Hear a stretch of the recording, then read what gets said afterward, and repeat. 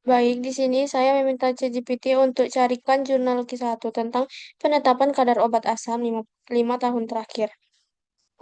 Penetapan kadar obat asam, contohnya NSAID atau ibuprofen. Di sini ChatGPT memberikan saya beberapa jurnal dan saya tertarik pada jurnal yang kedua, yaitu Application of the HPLC LSD Technique for the Determination of Major Metabolites of Ibuprofen and Creatinine in Human Urine, yang sudah saya download dan saya translatekan ke dalam bahasa Indonesia. Penerapan teknik HPLC ELSD untuk penentuan metabolit utama ibuprofen dan kreatinin dalam urin manusia. Ibuprofen atau ibu adalah salah satu obat anti-inflamasi, analgesik, dan antipiretik non-steroid yang paling umum digunakan dalam pengobatan manusia dan hewan. Pada manusia, obat ini cepat diserap setelah dikonsumsi dan dimetabolisme secara ekstensif menjadi senyawa tidak aktif, yaitu 1 hidroksiibuprofen, 2 hidroksiibuprofen, 2 HIBU, 3 hidroksiibuprofen, karboksiibuprofen, SIBU, dan terdapat dalam jumlah renik konjugat asam glukuronatnya 1 dan 2. Sayangnya, ibu terkadang disalahgunakan, kemungkinan besar karena merupakan obat bebas. Karena efek samping ibu yang sudah diketahui secara luas, metode yang mudah untuk menentukan ibu dalam tubuh dan yang lebih penting metabolitnya dalam urin sangat diperlukan. Dari jurnal ini, saya bertanya kepada ChatGPT untuk mencarikan rumusan masalah dan juga mencarikan jurnal yang dapat menjawab pertanyaan tersebut. Dan saya memilih jurnal yang berjudul hmm,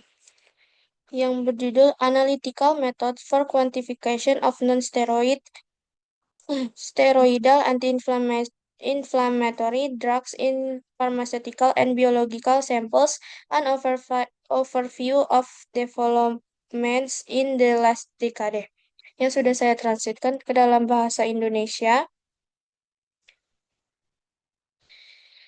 yang berjudul Metode Analisis untuk Kuantifikasi Obat Antiinflamasi Non-Steroid dalam Sampel Farmasi dan Biologis, Tinjauan Perkembangan dalam Dekade Terakhir.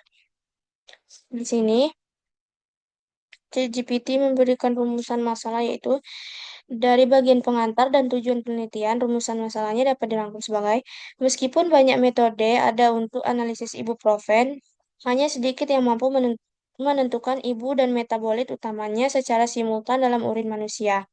Oleh karena itu, diperlukan metode yang sederhana, ramah lingkungan, dan efektif untuk menganalisis ibu serta metabolitnya 2-HIBU, CIBU bersamaan dengan kreatinin CRN sebagai penanda normalisasi.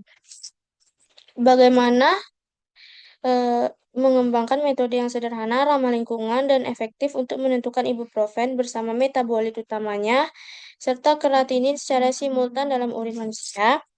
Kemudian dijawab oleh jurnal kedua. Beberapa poin yang menjawab masalah di jurnal pertama, yaitu 1. Pendekatan multiteknik. Review ini menjelaskan bahwa LC-UV, LCMS, dan LC-MS adalah metode yang paling banyak digunakan karena sensitivitas dan selektivitas tinggi untuk NSAID termasuk metabolitnya. 2. Teknik preparasi sampel baru. Ada dorongan menuju miniaturisasi otomatisasi dan teknik ramah lingkungan seperti DLLMI, LPMI, EMI untuk mengatasi masalah matriks kompleks. 3. Analisis simultan. Disebut dengan LC-MS, RMS, yang memungkinkan kuantifikasi simultan berbagai NSAID dan metabolit dalam darah atau urin yang langsung menjawab keterbatasan metode pada jurnal pertama. Jika jurnal pertama bertanya bagaimana cara sederhana menentukan ibu dan metabolitnya dalam urin, maka jurnal kedua memberikan jawaban dengan menunjukkan bahwa LC-MS adalah metode paling sensitif dan selektif untuk analisis simultan berbagai NSAID beserta metabolitnya. Dua, preparasi sampel modern seperti dispersive liquid, liquid microextraction, solid phase microextraction, dan teknik mikrofluida dapat mengatasi masalah kompleksitas matriks urin. Tiga, pendekatan ramah lingkungan semakin dikembangkan untuk mengurangi penggunaan pelarut berbahaya. Dengan kata lain, jurnal kedua memperkuat bahwa kebutuhan akan metode sederhana dan efisien memang nyata, dan menjelaskan berbagai alternatif metode analitik lain yang bisa dipertimbangkan. Oke, baik. Sekian dari saya. Saya akhiri. Wassalamualaikum warahmatullahi wabarakatuh.